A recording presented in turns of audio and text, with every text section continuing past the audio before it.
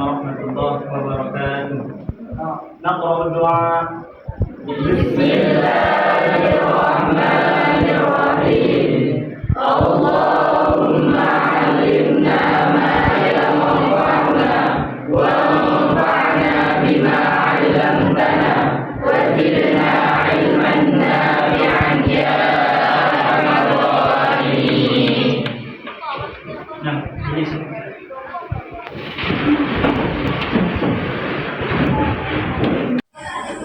Bismillahirrahmanirrahim. Alhamdulillah, sallallahu ala sayyidina Muhammadin bin Abdullah. Allahumma la sahla illa ma ja'altahu sahla wa anta ya hayyu ya qayyum taj'al al-hazna illa ma syi'ta sahla. Allahumma irzuqna ikhlasa fil niyyati wal qawli wal 'amal. Udzakkir nafsi wa iyyakum bi ikhlasi niyyah lillahi ta'ala. Lillahi ta'ala. Kaifa halukum jami'an? Alhamdulillah bil khair. Alhamdulillah ini bil khair.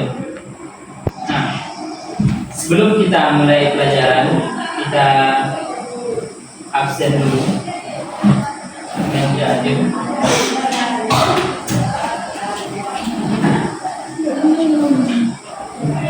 Aikal, Nandito, hadir. Adra, hadir. Rizki, Alif, hadir. Satria, hadir. Rizki, hadir. Rafi, Aditya, Firly, Syarfin, Fikri, Kaisar, Wahid, Ali Badri, Rahma, Yuni, Ani, Fauzan, Rantika, Sarah, Elvira, Jannah, Naila, Salsa, Ica, Zahra. Apa pelajaran kita? Nah, sekarang buka halaman 40.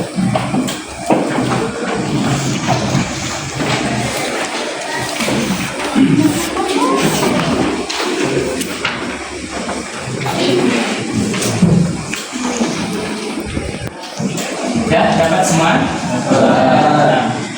Bismillahirrahmanirrahim. Qala al-mu'allif rahimahullah.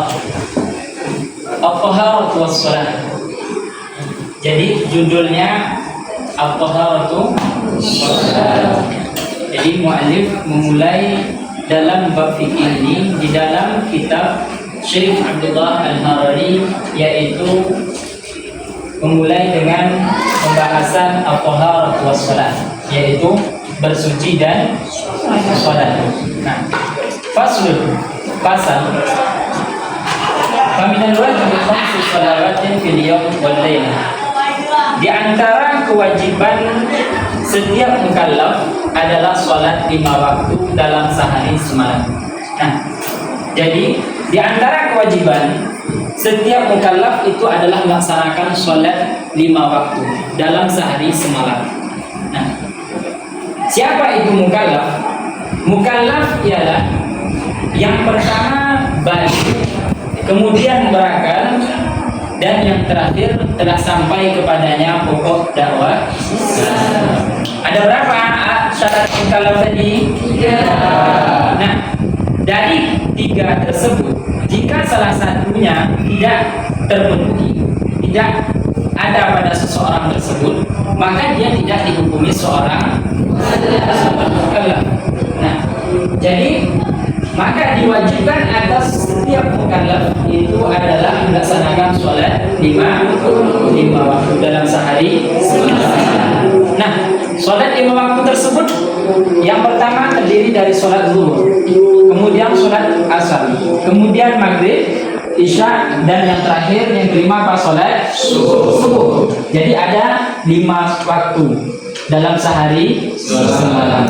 Nah, yang pertama dimulai dari sholat zuhur. Jadi wajib bagi seseorang tersebut mengetahui kapan masuk waktu-waktu sholat tersebut. Sebelum seseorang melaksanakan sholat, maka dia terlebih dahulu harus mengetahui masuknya waktu sholat. Nah, jadi sholat 5 waktu ini adalah hukumnya wajib. Adapun selain dari sholat 5 waktu ini, maka hukumnya tidak wajib. Seperti sholat duha, kemudian sholat tahajud, kemudian sholat witir, maka ini tidak wajib. Ya. Atau sholat jenazah. Sholat jenazah juga tidak wajib. Akan tetapi hukumnya apa? Fardu kifayah. Nah, yang pertama wajib bagi seorang mukallaf. Yang pertama harus mengetahui waktu sholat zuhur. Jadi sholat yang pertama itu adalah sholat zuhur. Bagaimana mengetahui masuknya waktu sholat zuhur tersebut? Waktunya apabila matahari telah tergelincir ke arah barat hingga bayangan sesuatu benda tersebut menjadi sama panjang dengan bendanya selain bayangan istiwa. Jadi apa? Mengetahui masuknya waktu sholat zuhur apabila matahari berada di tengah-tengah langit, kemudian tergelincir ke arah barat dan bayangan tersebut berada di sebelah timur, maka masuklah waktu sholat zuhur. Kalau seandainya matahari masih berada di tengah langit, kemudian kita menancapkan suatu benda di bumi, kemudian ada bayangan sedikit, maka ini yang dikatakan zil istiwa. Apakah ini masuk waktu sholat zuhur? Tidak. Karena apa? Masuknya waktu sholat zuhur tersebut apabila matahari tersebut tergelincir ke arah barat, baru masuk waktu sholat zuhur. Jadi apa? Wajib untuk mengetahuinya. Sebelum melaksanakan sholat, kita harus tahu bagaimana waktu sholat itu masuk dan kapan kita melaksanakan sholat. Itu yang pertama. Dan sholat yang kedua itu adalah sholat asar. Bagaimana mengetahui waktu sholat asar tersebut? Ya, mengetahui masuknya waktu sholat asar tersebut yaitu apabila waktu sholat zuhur tersebut sudah habis. Tadi kita ketika waktu sholat zuhur menancapkan suatu benda ke bumi, kemudian apabila suatu benda tersebut sama panjang, kemudian ditambah bayangan zil istiwa, maka masuklah waktu sholat asar. Jadi apa? Dia tidak ada jeda di antara sholat zuhur dan sholat asar. Dia terus bersambung. Jadi begitu habis sholat zuhur, maka terus langsung masuk sholat asar. Ini sholat yang kedua. Nah, kemudian yang ketiga yaitu sholat maghrib. Jadi waktunya dari terbenamnya matahari hingga hilangnya matahari. Jadi waktu maghrib ini juga tidak ada jeda di antara asar tersebut. Begitu tenggelam matahari, maka disitulah waktu asar habis. Jadi mengetahui waktu asar tersebut habis apabila matahari tersebut sudah tenggelam di arah mana? Bukan di arah timur. Ya, kalau seandainya matahari terbit sebelah barat, tenggelamnya sebelah timur, maka apa? Ya.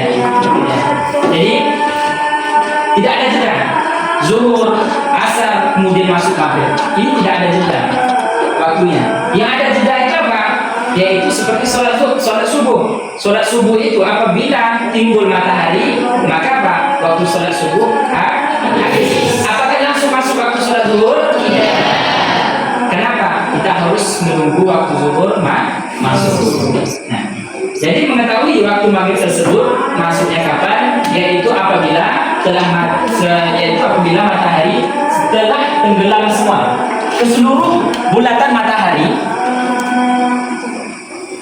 Seluruh bulatan matahari tersebut tenggelam, maka ini baru dikatakan masuknya waktu sholat maghrib.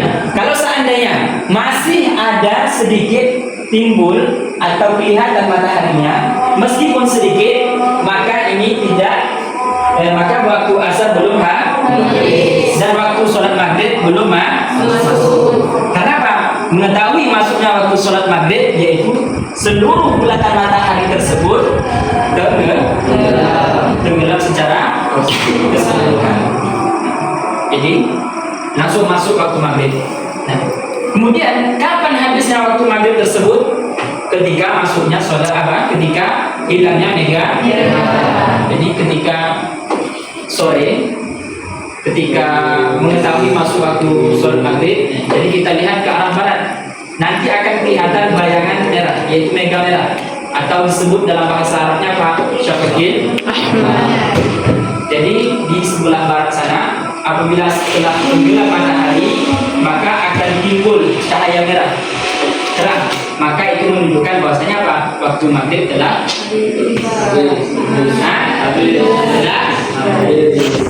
waktu maghrib masuk kan timbul ya, kelihatan waktu apa? Cahaya itu baru masuk waktu sholat ya, bukan habis waktu maghrib, tapi apa? Masuk waktu maghrib. Habisnya kapan? Setelah hilangnya mega. Kalau seandainya masih ada mega merah di arah barat sana, maka apa?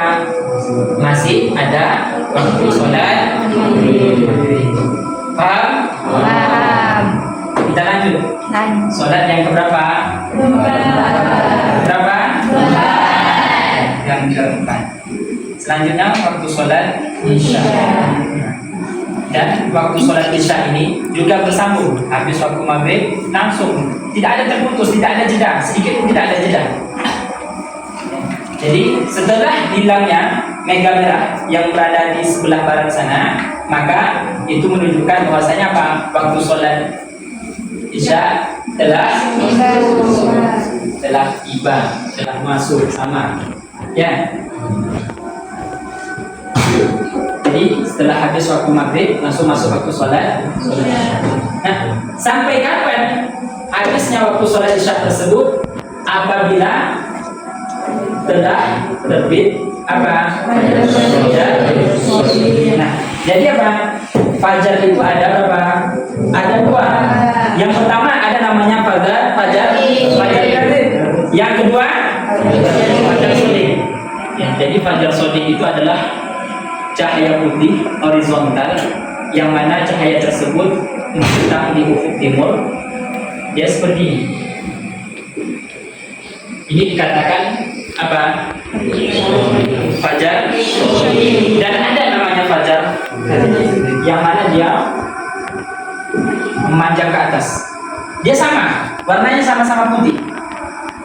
Tapi apa? Kalau seandainya dia melihat ada seperti ini di sebelah timur, maka apa?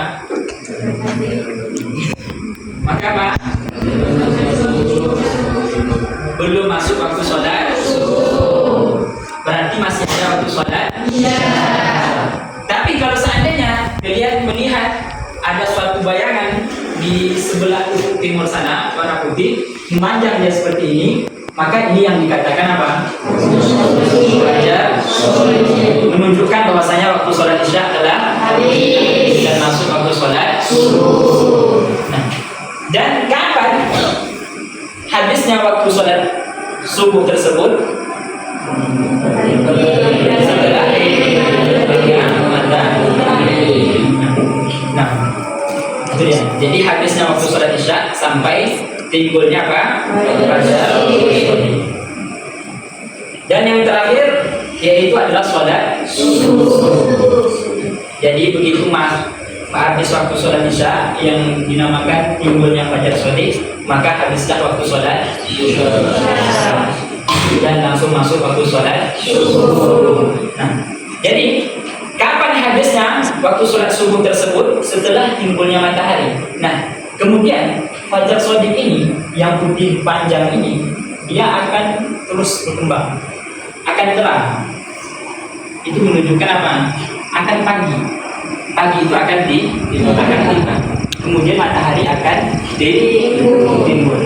Nah, jadi waktu sholat subuh tersebut habisnya ketika matahari terbit dari sebelah timur, bukan dari sebelah barat. Kalau dari sebelah barat apa tadi? Ya. Jadi itu ya sholat 5 waktu yang wajib kita ketahui dan wajib untuk kita laksanakan dalam sehari wajib atas siapa? Ada berapa syarat mukallaf? 3. Yang pertama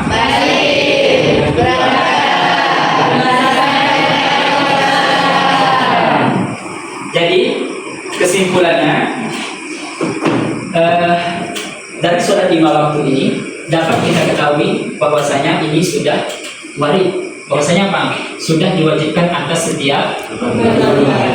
Jadi tidak ada lagi keringanan, tidak ada lagi bagi kita boleh untuk meninggal. Tidak. Akan tetapi apa? Sudah menjadi kewajiban individu atau yang dinamai dengan wajib. Jadi kewajiban individu itu juga dinamakan dengan wajib. Ya. Jadi inilah 5 sholat yang wajib kita kerjakan dalam sehari semalam. Selain dari 5 waktu ini, dari sholat yang 5 ini maka tidak wajib hukumnya. Tapi apa? Sunnah. Kalau seandainya kita kerjakan sholat sunnah tersebut, maka kita tetap mendapatkan. Apabila kita meninggalkannya, maka tidak berdosa. Ya. Sampai di sini atau ada pertanyaan? Semua paham? Jelas? Mungkin pertemuan kita pada waktu kali ini sampai di sini. Insya Allah akan kita lanjutkan pada pertemuan berikutnya. Kita tutup dengan baca tahlil, kemudian sholawat, kemudian istighfar. Hadirin sekalian dan Nabi. Allahumma shalli ala sayyidina Muhammad wa ala alihi wa sahbihi wa sallim. Rabbi ighfirli wa liwalidayya wa lil mu'minina wal mu'minat walhamdulillahi rabbil alamin. Assalamualaikum warahmatullahi wabarakatuh. Waalaikumsalam warahmatullahi